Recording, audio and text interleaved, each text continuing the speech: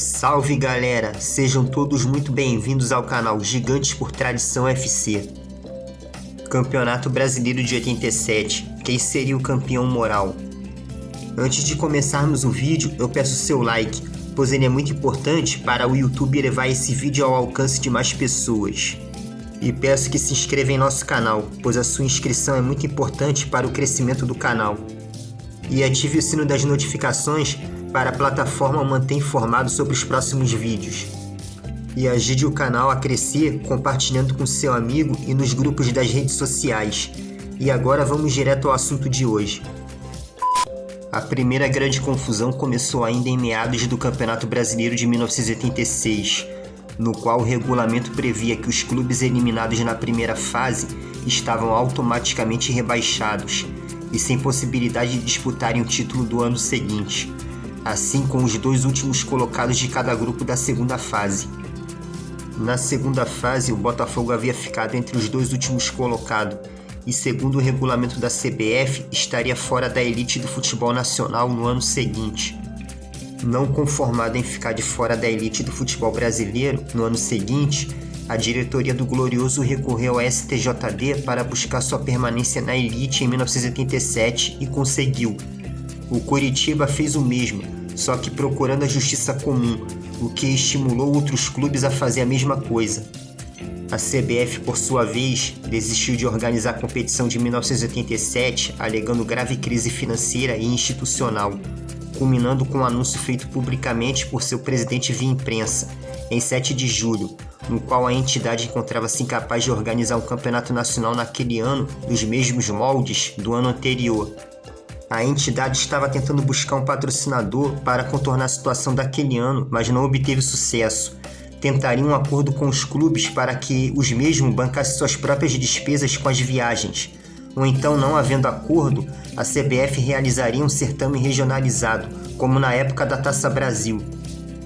Como resultado, os 13 principais clubes do Brasil, querendo um campeonato mais rentável e prevendo algo pior, decidiram reagir e criar uma nova entidade, apelidada de Clube dos 13, para organizar um campeonato próprio.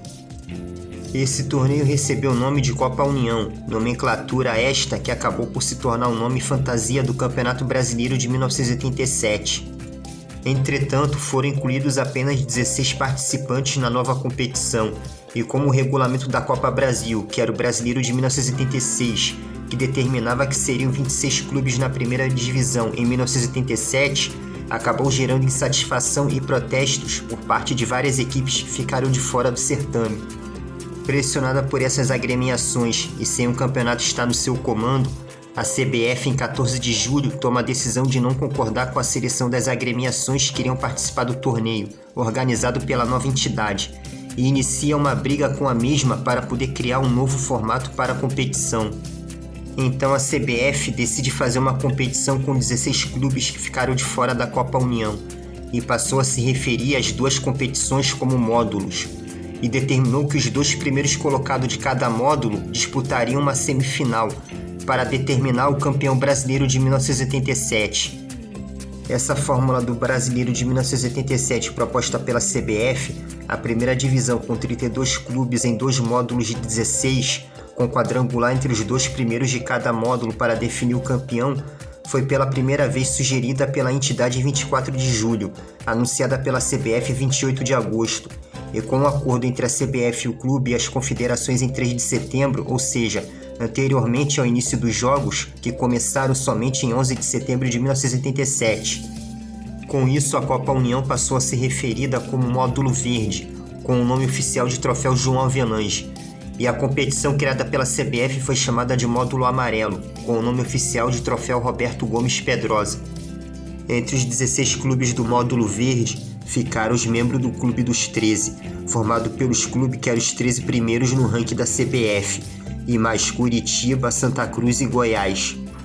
No módulo amarelo, que também contou com 16 clubes, incluindo 6 que haviam ficado entre os 16 primeiros no Campeonato Brasileiro de 1986, Guarani, América, Criciúma, Portuguesa, Inter de Limeira e Joinville, 2 deles estando entre os 16 primeiros no ranking da CBF, Guarani e América, que inclusive chegaram nas fases finais do Brasileiro de 1986, com o América chegando à semifinal e o Guarani chegando à finalíssima, perdendo para o São Paulo nos pênaltis. Para cumprir o regulamento, a CBF marca as datas das partidas finais com os 2 primeiros colocados de cada módulo se enfrentando na semifinal do torneio. Porém, apesar do Clube dos 13 ter concordado antes com o quadrangular entre os campeões e vice dos 2 módulos, com o seu representante Eurico Miranda assinando na CBF um documento em nome do Clube dos 13 comprometendo-se ao quadrangular, a união do Clube dos 13 acaba voltando atrás e determina que o quadrangular final seja ignorado. Com isso, respectivamente, Flamengo campeão do módulo verde e Internacional vice-campeão do módulo verde decidem não participar do quadrangular final e não se apresentaram nas datas definidas e foram eliminados por WO.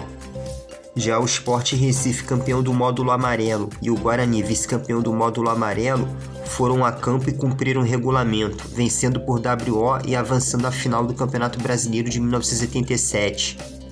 Com o Sport Recife consagrando-se campeão brasileiro de 1987 com a chancela da CBF. Contudo, o Flamengo e a grande mídia da época consideraram o clube carioca como campeão brasileiro de 1987, por ter vencido a Copa União. Após controvérsias e várias décadas de disputas judiciais, o Sport manteve a condição de único campeão brasileiro de 1987, após a decisão do Superior Tribunal de Justiça, o STJ, a última instância que o Flamengo poderia recorrer nacionalmente. Em 2012, em carta enviada à CBF, a FIFA diz que não lhe cabe julgar a polêmica de 1977, após a consulta do clube carioca sobre uma possível punição ao Sport Recife. Em 18 de dezembro de 2014, foi anunciado que o Flamengo iria novamente à FIFA contra o Sport. Entretanto, na época, em 20 de maio de 1978, houve uma reunião entre a FIFA, representada pelo secretário Joseph Blatter e seu diretor jurídico Michael Zanhafner, com os dirigentes da CBF Mozart de Giorgio e Moacir Peralta. E ambos defenderam que o Sport Recife foi o campeão brasileiro de 1977 e o Guarani o vice-campeão da competição, e foram os representantes do país na Copa Libertadores de 1988. Entretanto, em reportagem da FIFA em 2021 no seu site oficial, ela não contabilizou o título de 1987 a favor do clube carioca. Em 2018, o Supremo Tribunal Federal, o STF, reconheceu o Sport Recife como o único campeão brasileiro de 1977, dando baixa definitiva do processo no dia 16 de março, com decisão acatada oficialmente pela CBF. Após esta decisão, em 4 de dezembro do mesmo ano, o Flamengo entrou com uma ação na 8ª Vara Civil da Justiça do Rio de Janeiro, pleiteando que a CBF também considere o campeão brasileiro do módulo verde daquele ano, passando a haver então um reconhecimento de que em 1987 houve 2 campeões nacionais. Em 2019, o TJRJ informou que a CBF sempre considerou o clube carioca como campeão do troféu João Avelange, o módulo verde da Copa União de 1977. Em seguida, no dia 24 de setembro, o time carioca acaba desistindo da ação declaratória, com a entidade concordando. Em novembro de 2019, a CBF emitiu um comunicado dizendo que, a título de opinião sobre o ponto de vista esportivo, o Flamengo é merecedor da designação de campeão brasileiro de 1987, mas não podendo ratificar a posição de que, no seu entender, o título deveria ser dividido, noticiando a conquista do Campeonato Brasileiro de 2019 pelo Clube Carioca em seu site oficial como a 6ª conquista. Mas a CBF incluiu 1987 como Copa União e a colocou entre os títulos brasileiros de 1983 e 1992, o que se repetiria na notícia do título de 2020. Agora a resposta sobre quem é o campeão moral em 1977, acho que não resta dúvida de que é o Sport Recife, que foi o campeão brasileiro de 1987 dentro do regulamento da competição. Muitos torcedores do rubro-negro carioca vai questionar, mas o canal não é de clubismo, mas de história e entretenimento. Se havia no regulamento o cruzamento entre as equipes primeira e segunda colocada nos módulos verde e amarelo, então por que Flamengo e Internacional não entraram em campo? Ambos tinham um time forte e total condições de ser campeão. O questionamento de dizer que o módulo vencido pelo Sport Recife é mais fraco não desmerece o título do Sport, pois no módulo do Sport participou equipes que jogaram a Série A em 1986.